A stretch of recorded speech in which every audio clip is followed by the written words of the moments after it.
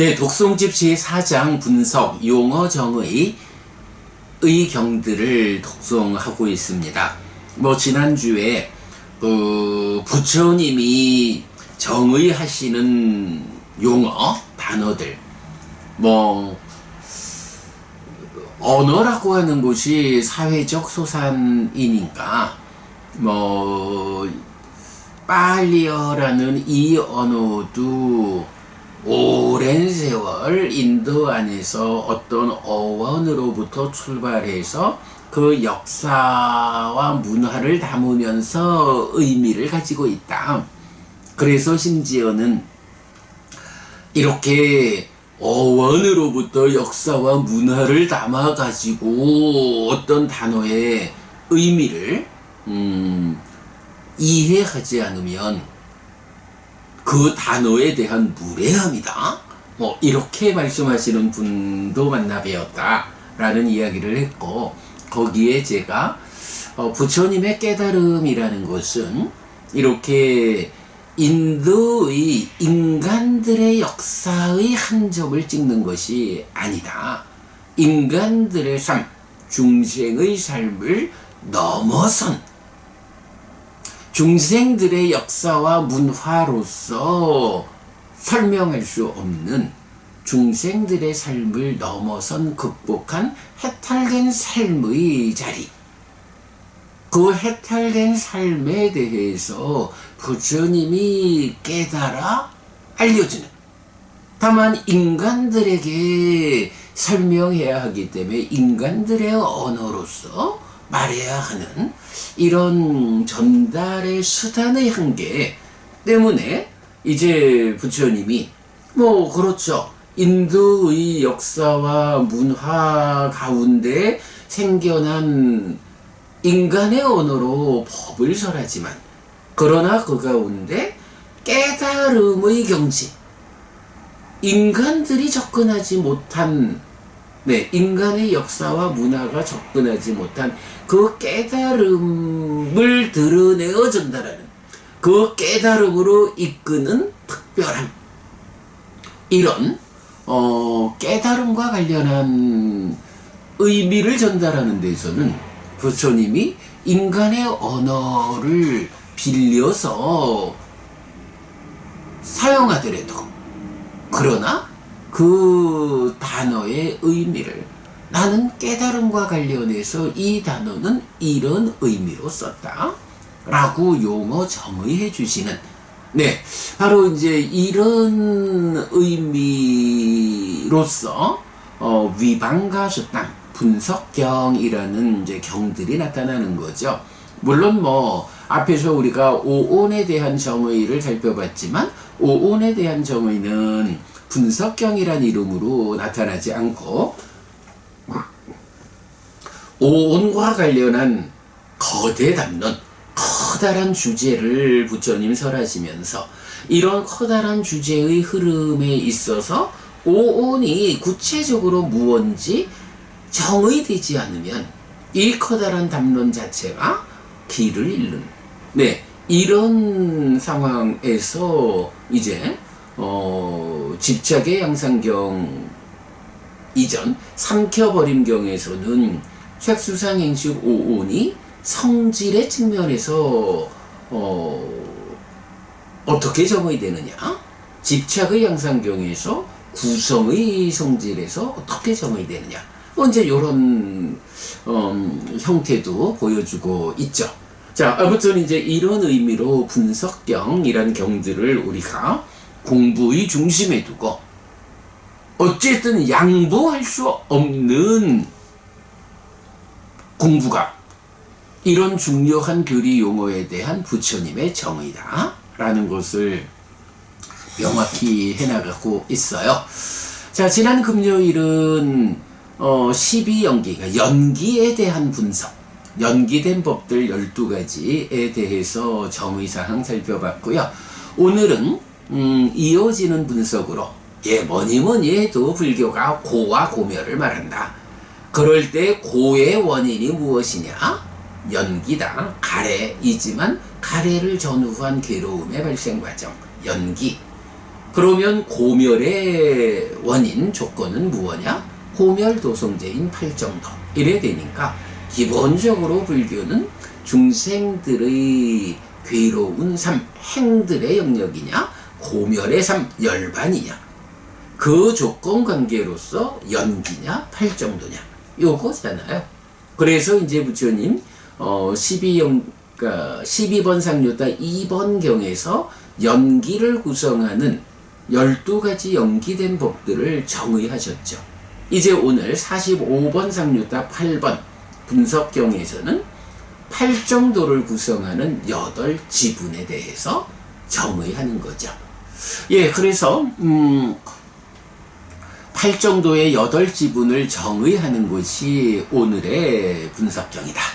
그래서 정견, 바른견해, 정사유, 바른사유, 정어, 바른말, 정업, 바른행위, 정명, 바른생활, 정정진, 바른노력, 정념, 바른사띠, 정정, 바른삼매 이래야 되는데, 이 구성을 보면 그 정견부터 정사유, 정어, 정업 4가지는 10선업을 말하죠.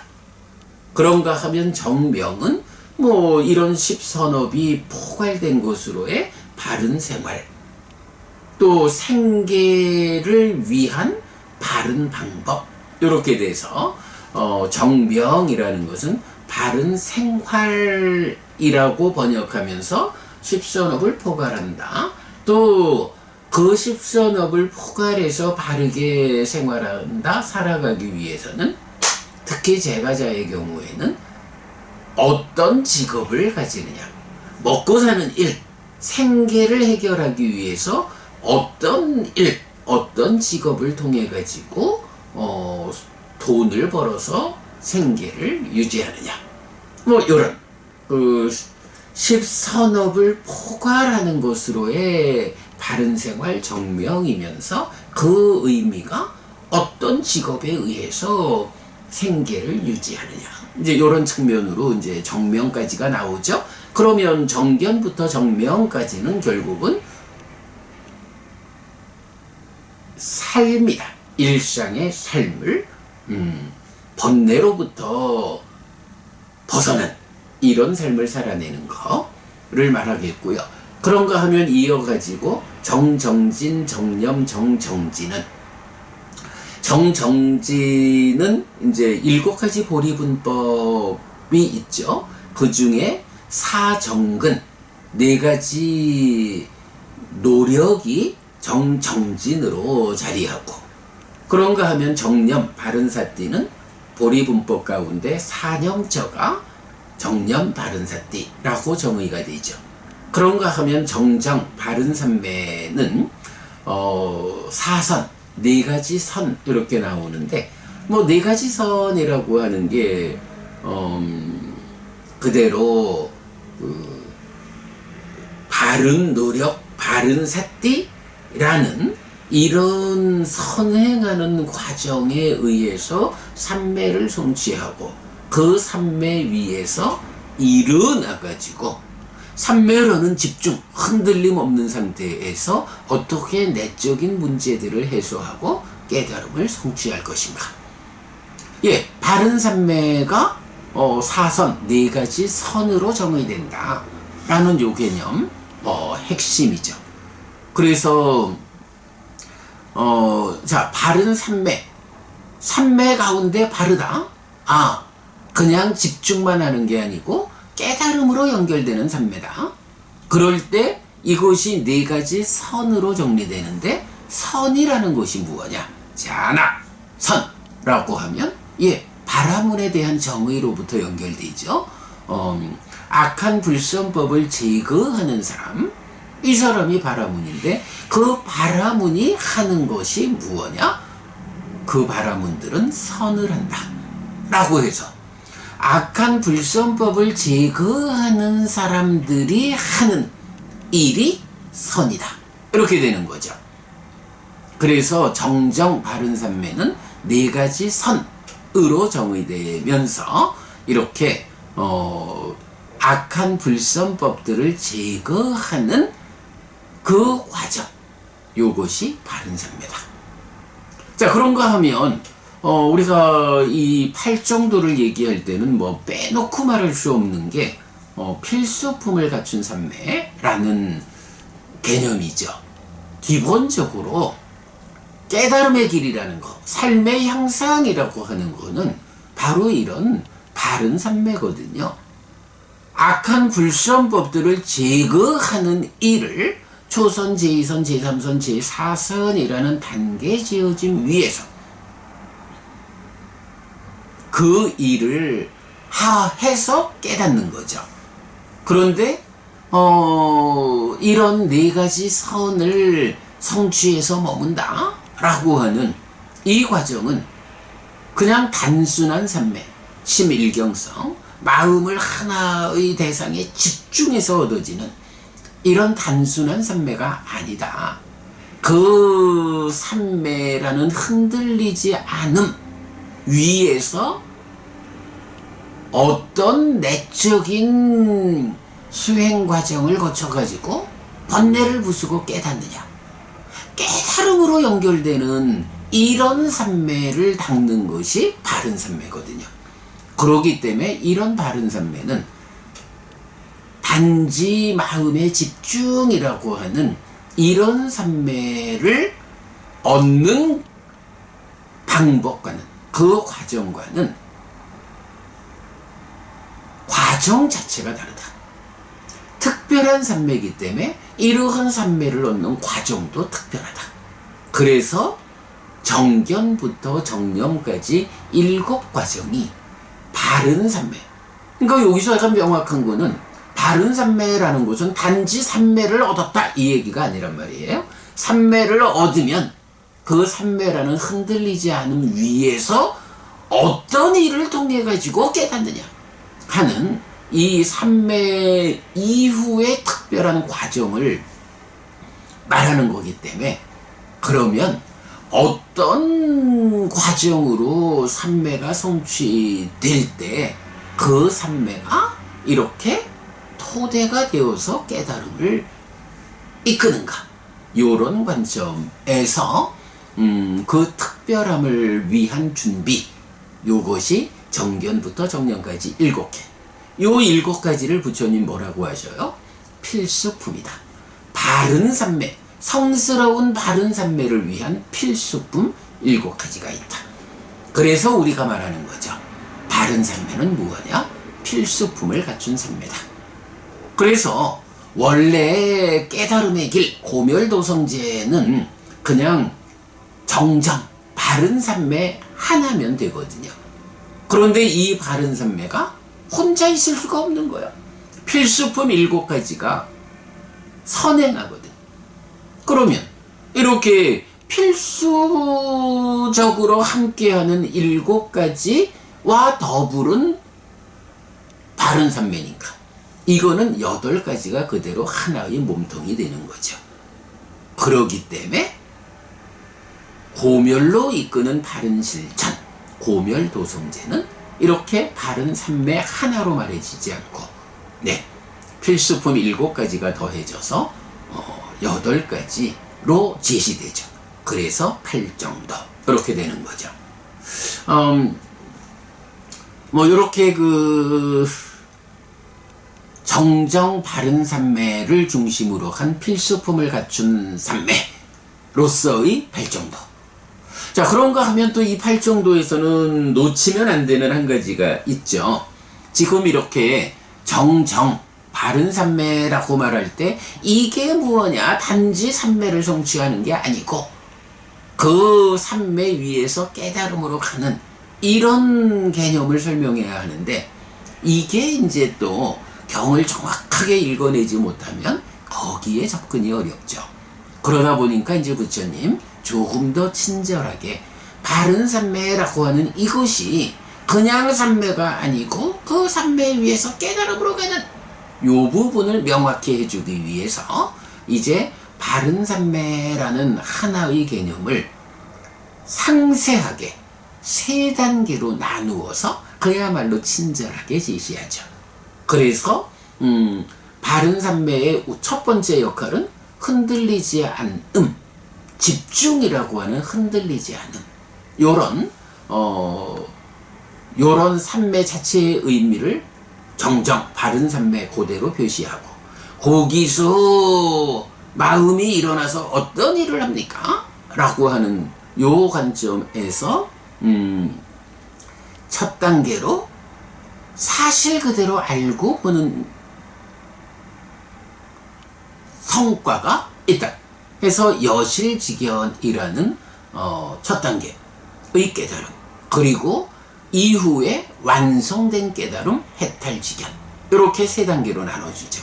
그래가지고 정정 바른산매라는 하나의 개념을 토대가 되는 정정, 그리고 여실직연이라는 바른암 정지, 그리고 해탈직연이라는 해탈된 암과 범 정해탈, 이렇게 세 가지로 나눠주죠. 팔정도에서 하나를 셋으로 나누니까 열이 되죠. 사실 경에서는 십정도라는 표현은 쓰지 않죠. 그냥 10가지 법 이렇게 나오는데, 바로 이렇게 팔정도에 대한 상세한 펼침이라고 그 10가지 법을 이해할 수 있으면 이제 우리가 이것을 십정도라는 팔정도가 상세히 펼쳐진 십정도, 이렇게 이름을 붙이고 있죠. 이 이야기를 놓치면 안 되는 게, 자칫 경은 이렇게 바른산매 이후에 바른암과 바른해탈을 포함한 10가지 법을 말하니까 팔정도는 미완성의 길이고 십정도가 완성의 길이야, 요렇게 잘못 아는 경우들이 있죠. 그러나 그렇게 보면 안 된다. 사성제가 고진멸도 사성제를 말하면서 그 고멸도성제가 십정도라고 말하지 않거든요. 고멸도성제는 분명히 팔정도거든요. 팔정도가 깨달음을 완성하는 그 길이거든요. 그래서 팔정도는 미완성이다 이렇게 말하면 사성제 자체가 부정돼야 하거든요.